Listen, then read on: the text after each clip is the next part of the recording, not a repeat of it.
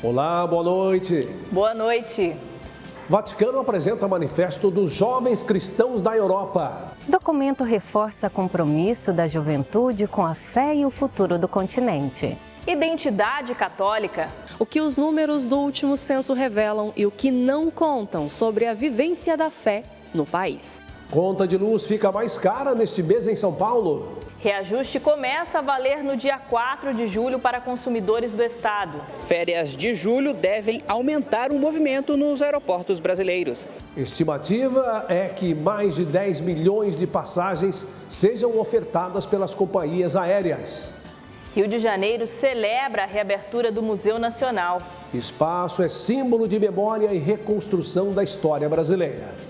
O Canção Nova Notícias está no ar. Porque informar também é um gesto de esperança.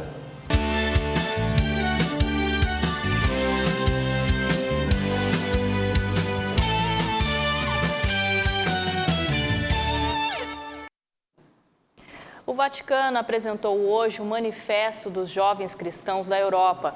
O projeto conta com a participação de pessoas de diferentes países e reforça o protagonismo da juventude em discussões sociais, econômicas, políticas e religiosas.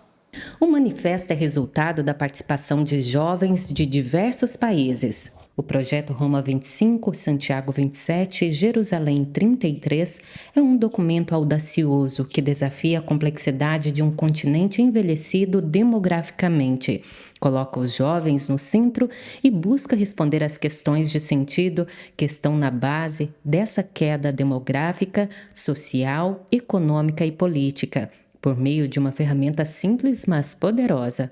Pôr-se a caminho. Este projeto foi transformando com o impulso dos jovens e não termina em Roma, mas começa. Os jovens disseram ser preciso um ponto de início potente e isso deveria ser o manifesto a ser feito de Portugal a Jordânia, Israel. No manifesto de quase 3 páginas fica clara a posição da juventude. Não somos turistas espirituais, somos peregrinos de verdade. Viemos com mochilas cheias de dúvidas, feridas, canções e esperança. E com uma certeza em nosso coração, Cristo está vivo e Ele nos chama. Promovido pelo Departamento para a Evangelização, a proclamação oficial do manifesto está prevista para o dia 1º de agosto na Basílica de Santa Maria em Trastevere, como parte do Jubileu da Juventude.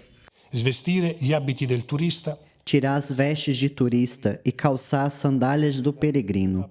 Havia escrito o Papa Francisco aos jovens, recordou o padre Antônio Amirati, que completou: peregrino, diferente do turista, vai à frente nos lugares que o encontra, o faz falar, o faz se tornar parte da sua busca de felicidade. E este é o nosso desejo para este projeto, sermos jovens peregrinos de esperança. O cardeal Pizzaballa, patriarca latino de Jerusalém, que participou da coletiva por meio de um vídeo, compartilhou sobre o percurso que será vivido até 2033 e ressaltou que os jovens e adultos da Igreja da Terra Santa, mais do que nunca, precisam do testemunho e proximidade na fé dos jovens de todo o mundo. In questo contesto ci dà tanta speranza sapere che avete deciso di fare una dichiarazione a Roma. De acordo com o cardeal, saber que há um manifesto em Roma, antes do Jubileu da Juventude, dá esperança aos jovens da Terra Santa, já que o projeto é um itinerário de evangelização que, começando na Cidade Eterna, passando por Santiago, pelos caminhos de São Miguel Arcanjo, os caminhos da Vera Cruz, terminará em Jerusalém, em 2033, no Ano Santo da Redenção. Ainda no Vaticano, o Papa Leão XIV se encontrou com os membros do Sínodo da Igreja Greco-Católica Ucraniana por ocasião da Assembleia Sinodal e do Ano Santo. E diante das necessidades que enfrentam, seja como igreja e em questões humanitárias, o Santo Padre motivou os bispos da Igreja Greco-Católica a servir Cristo em cada pessoa ferida e angustiada que se dirige às suas comunidades pedindo ajuda concreta e demonstrou mais uma vez solidariedade e proximidade a todo o povo ucraniano. Foram realizadas nesta quarta-feira as exéquias do cardeal Luiz Pascoal Dri, o confessor pessoal do Papa Francisco. O frade capuchinho, que morreu aos 98 anos em Buenos Aires na última segunda-feira, era considerado pelo pontífice argentino um exemplo no ministério da confissão. Padre Luiz Dri foi criado cardeal por Francisco no consistório de 2023, o mesmo em que Robert Prevost, hoje Papa Leão XIV, também recebeu o título cardinalício. Os restos mortais do cardeal estão expostos no Santuário de Nossa Senhora de Pompeia, na capital argentina. O Brasil ainda tem o maior número de católicos do mundo, mas pela primeira vez, menos de 60% da população se declarou católica no último censo. Nesta reportagem você vai ver o que os números revelam e, principalmente, o que eles não conseguem medir: a vivência da fé no cotidiano de quem acredita.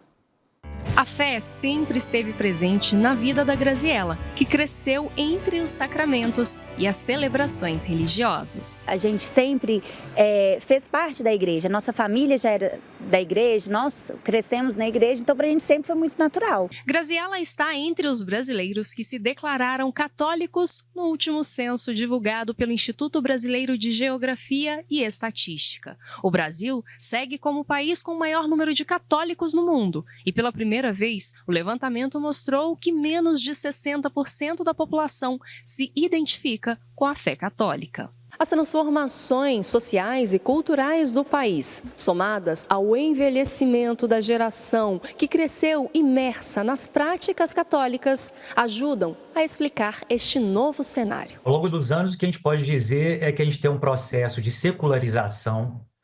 Esse processo de secularização tem a ver com a formação de um Estado laico, que também está relacionado com a emergência da pluralidade cultural, pluralidade de valores, pluralidade religiosa. Antes, a tradição ela tinha menos ruído na passagem geracional. Hoje é cada vez mais difícil, nós temos um problema de transmissão.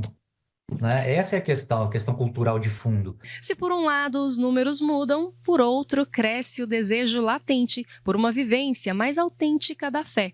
E a Igreja tem sentido essa busca. Como bem salientava o Papa Bento XVI, o Papa Francisco, o cristianismo não deve crescer por proselitismo, mas por atração. Nós nascemos como uma pequena comunidade. Cristo não se encontrava com multidões, mas de uma maneira pessoal e intransferível, cruzando olhares, dando-lhe sentido de vida. Cada um ganhava um sentido novo e um rumo decisivo a partir do encontro com Jesus. Ainda que existam os que se afastem, há famílias que seguem fiéis no propósito de viver e transmitir os valores cristãos no dia a dia. Na casa da Graziela, a fé não cabe em estatísticas. Ela pulsa nas orações do dia, nos gestos de cuidado e na busca por preceitos que conduzam à vida eterna. A gente cresceu com esses valores e nós vimos como que isso moldou quem a gente é, moldou nosso caráter, moldou o que a gente vive hoje, o que a gente prega e o que a gente faz. Então, a gente quer que os meninos também tenham esse mesmo caminho. Aprendizados que já conquistaram o coração dos pequenos. Eu adoro ajudar nas coisas que tem aqui de igreja. Tipo assim, tem uma barraquinha, eu gosto de ajudar na barraquinha. Eu sinto que eu estou ajudando não só uma pessoa ou outra, eu estou ajudando uma comunidade inteira aqui da igreja. Já aconteceu alguma coisa aqui na igreja que você guarda com muito, muito carinho no seu coração? E na missa. Mais do que provocar alarde, os dados do censo convidam a uma reflexão profunda. Os novos tempos trazem desafios que não só podem, como devem ser convertidos em aprendizados. A igreja é convidada mais uma vez a voltar às suas fontes, porque na medida em que se encontra com Jesus Cristo, neste primeiro amor, certamente irá atrair outras pessoas para o reino.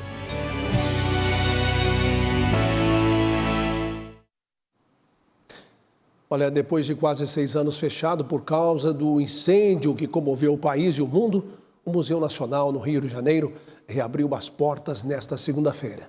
Um dos mais importantes símbolos da ciência e da história do Brasil marca agora um novo capítulo em sua trajetória de mais de 2 séculos. O fogo que consumiu o palácio em 2018 deixou em pé apenas a imponente fachada amarela. O interior, onde estavam algumas das mais valiosas coleções científicas da América Latina, virou cinzas. Hoje, o cenário é outro. O prédio histórico, que foi residência da família imperial brasileira e sede do acervo científico mais antigo do país, começa a retomar sua vida. A reabertura parcial foi celebrada com emoção e orgulho. 3 ambientes, inclusive nesse bloco 1, que é o bloco principal, que iniciou-se a restauração, várias etapas que já foram concluídas, das fachadas, do telhado. Entre os destaques das exposições estão peças que resistiram ao incêndio, como o meteorito Bendegó, e novidades que chegam para marcar esse novo momento, como um esqueleto de baleia. A ideia é reconstruir aos poucos, não só o espaço físico, fazendo ressurgir das cinzas a história e o papel do museu, como referência de pesquisa e conhecimento. Fundado em 1818 e vinculado à Universidade Federal do Rio de Janeiro e ao Ministério da Educação, o Museu Nacional é um patrimônio da memória brasileira e ressurge agora como símbolo de resistência, ciência e cultura. Primeira vez, desde o incêndio, em que a população vai poder entrar no edifício do museu. Nós formamos aqui pesquisadores para o Brasil inteiro, para o mundo inclusive, não é, André? E é uma instituição de reputação internacional. A reconstrução completa do Museu Nacional ainda levará alguns anos, mas essa nova etapa foi mais do que uma inauguração. Foi um reencontro do Brasil com a própria história. Estamos de volta com Canção Nova Notícias. Até amanhã o presidente Lula participa na Argentina da cúpula do Mercosul e vai receber a transferência da presidência rotativa do bloco para o Brasil. Na sexta-feira, ele vai conduzir os trabalhos da cúpula do BRICS aqui no país. A gente vai agora então a Brasília, ao vivo com a repórter Aline Campelo, que traz os detalhes para nós. Ô Aline, boa noite para você. Olá, Reinaldo, uma excelente noite para você e para todos que nos acompanham. O Rio de Janeiro vai sediar no domingo e na segunda-feira a cúpula do BRICS. O encontro acontece no Museu de Arte Moderna, no Aterro do Flamengo, e deve ser o mais importante, uma das reuniões mais importantes do bloco este ano, reunindo aí chefes de Estado, chanceleres e representantes de alto nível dos países membros. Vamos acompanhar os detalhes na reportagem. Formado por 11 países membros e outros parceiros, o BRICS realiza a articulação político-diplomática do Sul global e de cooperação em várias áreas. Entre os objetivos estão fortalecer a cooperação econômica, política e social entre seus membros e promover o aumento da influência dos países participantes na governança internacional. 20 dos 28 países confirmaram presença com o mais alto nível de representação. Além do Brasil, são membros plenos do BRICS, Rússia, Índia, China, África do Sul, Egito, Emirados Árabes Unidos, Etiópia, Indonésia, Irã e Arábia Saudita. No Rio de Janeiro, medidas de logística são implementadas para garantir a segurança das autoridades da cúpula. Nesta terça-feira, a Polícia Federal realizou varreduras na Marina da Glória para identificar e neutralizar possíveis ameaças aos participantes. O trabalho contou com a presença de policiais especializados em operações com explosivos, além do uso de equipamentos de detecção de situações de perigo e apoio de cães farejadores. Os 3 líderes, Vladimir Putin, presidente da Rússia, Xi Jinping, presidente da China, e Abdel Fattah al-Sisi, presidente do Egito, não estarão presentes.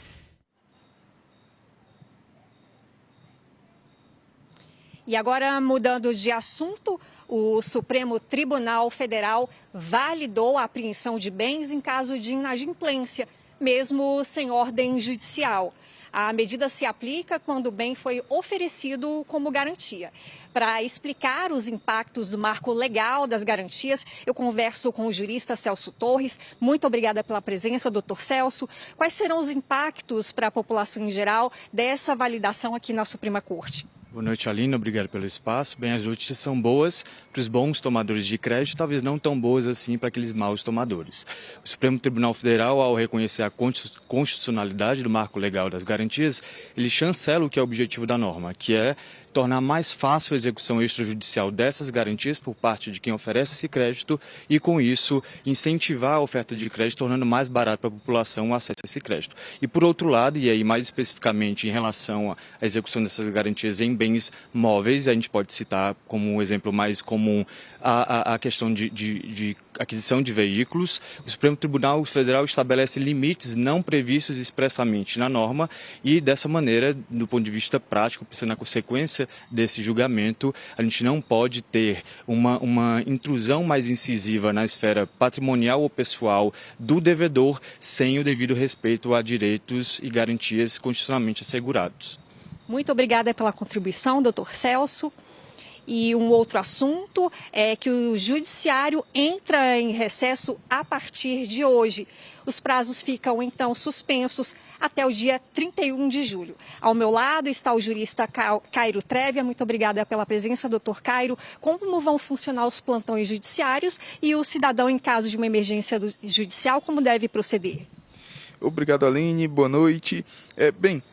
O tribunal fica com expediente reduzido nesse período de 2 a 31 de julho, funcionando para atendimento ao público externo apenas das 13 às 18 horas, mas em caso de demandas urgentes, como muito bem adiantado por você, é possível que o cidadão continue submetendo demandas à Suprema Corte, porque o tribunal, como também adiantado por você, continua funcionando em regime de plantão.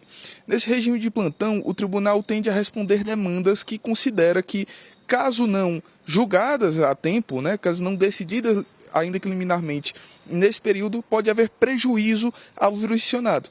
Então, esse tipo de demanda, para as quais há urgência de ser decidido durante o período de recesso, continuarão sendo decididas nesse regime de plantão. Muito obrigada pela contribuição, doutor Cairo. E agora a gente fala das férias de julho, que devem aí aumentar o movimento nos aeroportos de todo o país. Mais de 10 milhões de passagens serão ofertadas pelas companhias aéreas. Só no aeroporto aqui de Brasília, a expectativa é de mais de 1 milhão de passageiros ao longo do mês. Vamos acompanhar a reportagem de Francisco Coelho e Ersomar Ribeiro. A Associação Brasileira das Empresas Aéreas espera uma alta de 6% no número de passageiros em comparação com julho do ano passado. 11 milhões de assentos foram disponibilizados pelas companhias do setor. No Aeroporto Internacional de Brasília, a expectativa é de embarcar 1.400.000 passageiros. Quase 10 mil pousos e decolagens estão programados, com 309 rotas a mais, 239 nacionais e 70 internacionais. Esse grupo de amigos planejou por mais de um ano a viagem de férias em julho. Célia foi a responsável por organizar tudo. Essas viagens, assim, ainda mais que eu estou levando minha filha, a gente tem que se organizar, porque senão a gente não dá conta de pagar, não. Apesar do medo de viajar pela primeira vez de avião, seu José da Luz está animado com um passeio para o litoral nordestino. Tem que tirar um tempo para a gente também, não é só trabalhar, não. Tem que passear, divertir, pela idade, que eu estou já de meia de idade, então curti o resto da minha vida. O alto preço das passagens ainda é um fator decisivo no momento de viajar em férias. Um levantamento da CNC demonstra o aumento de 118% no valor médio das passagens. É sempre procurar comprar com antecedência. Se deixar para a última hora, na maioria das vezes, você vai encontrar preços mais caros. No ano passado, o governo federal criou um programa Voa Brasil. O objetivo era ampliar a quantidade de pessoas de baixa renda em voos nacionais. 3 milhões de passagens com preço de R$ 200 foram disponibilizadas para estudantes do ProUni e aposentados do INSS. Mas apenas 41 mil bilhetes foram vendidos até o mês passado. Um dia de movimentação migratória, incêndios florestais e onda de calor na Europa. Confira os destaques do mundo nesta quarta-feira.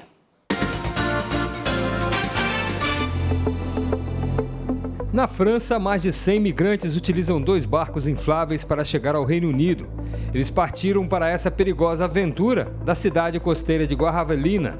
O Ministério do Interior britânico afirma que mais de 800 migrantes chegaram ao país na última segunda-feira e que o total de migrantes no primeiro semestre de 2025 chegou a 19.982, um número 50% maior que o registrado no ano passado.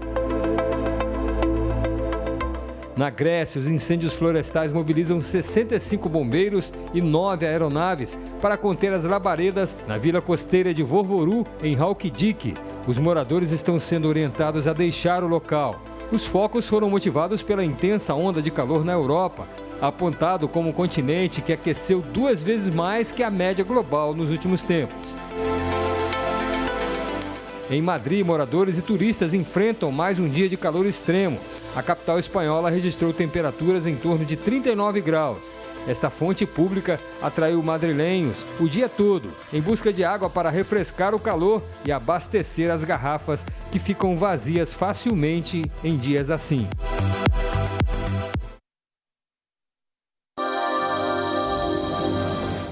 Nesta quarta-feira, 29 cidades do Rio Grande do Sul registraram temperaturas negativas.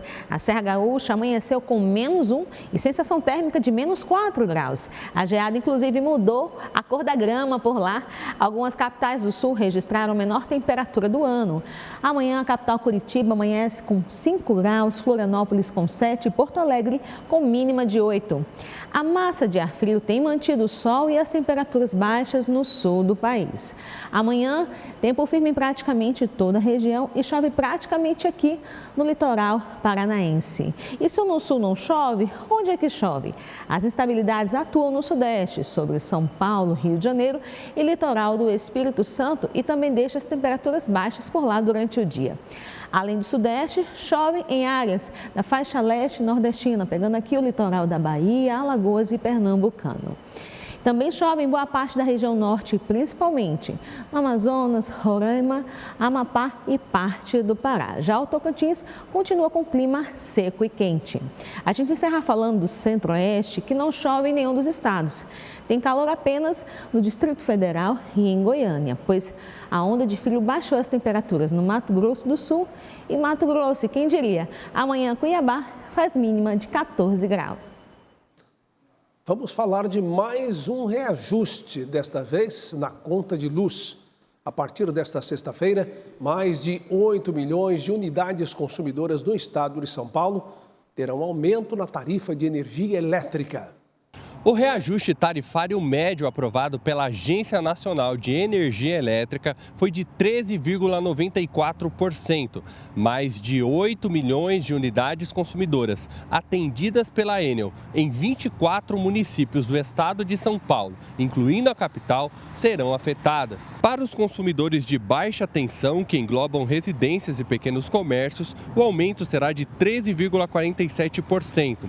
Já para os clientes de alta tensão, como grandes indústrias e shoppings, o reajuste será de 15,77%. Segundo a ANEEL, os custos com encargos setoriais, aquisição de energia e componentes financeiros apurados no processo tarifário anterior são os principais fatores que contribuem para o aumento. Já a Enel informou que o reajuste é resultado principalmente da elevação de custos, que não são de sua responsabilidade, como encargos setoriais definidos em lei e decretos de aquisição de energia. As novas tarifas entram em vigor na sexta-feira, dia 4 de julho. De São Paulo, Flávio Rogério, para o Canção Nova Notícias. O Dia do Bombeiro no Brasil presta homenagem aos profissionais que arriscam a vida para proteger o patrimônio, as pessoas e a natureza. Mas a atuação vai além das emergências. Os bombeiros também desenvolvem projetos sociais e educativos.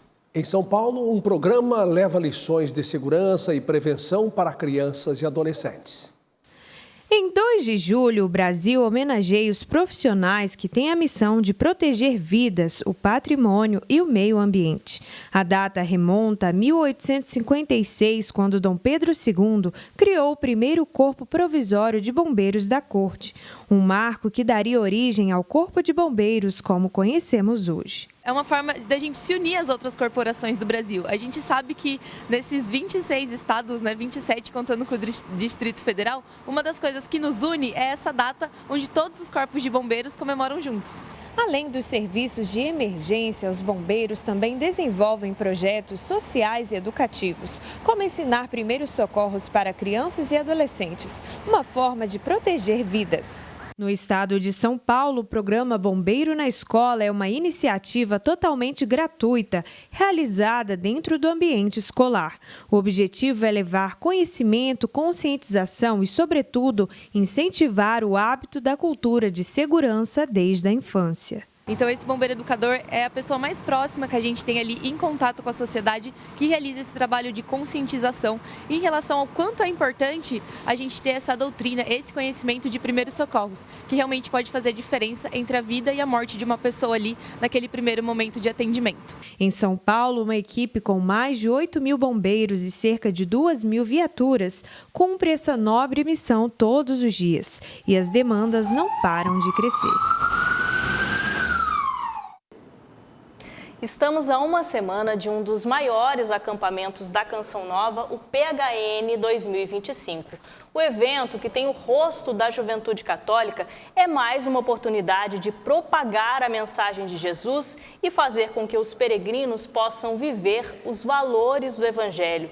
Quando você contribui com o projeto Dai-me Almas, colabora também com essa missão evangelizadora. Neste segundo dia de julho, alcançamos 8% na campanha mensal. Doe pelo Pix com a chave pix.doação@cançãonova. Obrigada por sua fidelidade. Em Aparecida, interior de São Paulo, a Rede Salesiana Brasil promove um encontro que reúne educadores, religiosos e jovens de todo o país, com foco na formação e na missão voltada para as realidades sociais. Quem abre essa história é um educador social que arrisca a própria vida todos os dias para ensinar. Ele sobe o morro todos os dias com o coração cheio de propósito. Na favela vai ao encontro dessa turma que muitas vezes a sociedade esquece. A educação se estende para fora da sala de aula e surge como presença, escuta e cuidado. A paixão pela vida, ela precisa estar sempre em primeiro lugar, né? Seja minha ou de qualquer uma pessoa que esteja perto de mim. E isso nos dá motivação para todos os dias sair de casa, ir para o centro juvenil, olhar para aqueles meninos e falar que a gente está junto com eles. Onde muitos veem carência, Miguel enxerga promessa. É ali que a pedagogia do afeto se torna ferramenta de transformação. Que eles precisam entender que dentro do centro juvenil eles têm um lugar seguro, um lugar que acredita naquilo que vai vir ainda para a vida deles.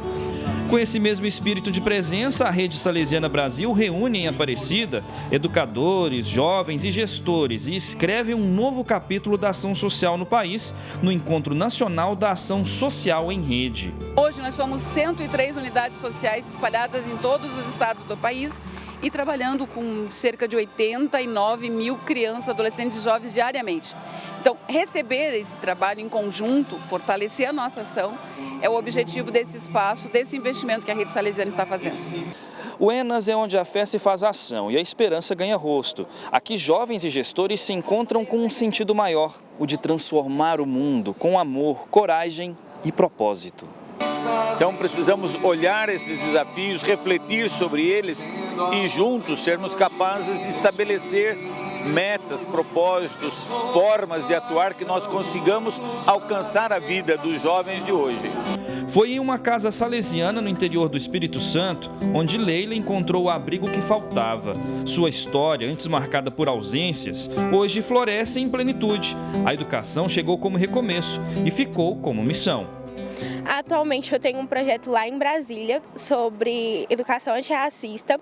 Tenho projetos na prefeitura da minha cidade também, então a partir dos salesianos eu tive assim, o rumo que eu quero seguir para o meu futuro, fazendo faculdade de Direito. Foi na obra social de São Carlos, no interior de São Paulo, o berço de um novo olhar. Da criança atendida ao homem que hoje forma educadores. Ele é testemunha de que o carisma salesiano não apenas acolhe, mas impulsiona gestores. E é isso que a gente precisa para a juventude hoje, uma intervenção mais ousada. E aí essas provocações em torno da inovação ajudam as obras sociais, os gestores que estão aqui hoje, a pensarem de forma mais ousada e se colocarem em ação com criatividade, com inovação localmente, que aí a gente fortalece a rede a nível nacional.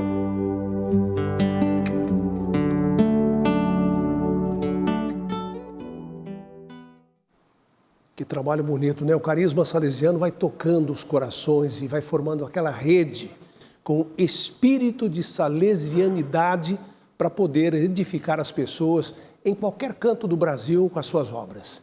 Isso é muito bom de ver dentro da congregação salesiana. É verdade, um ideal que faz toda a diferença.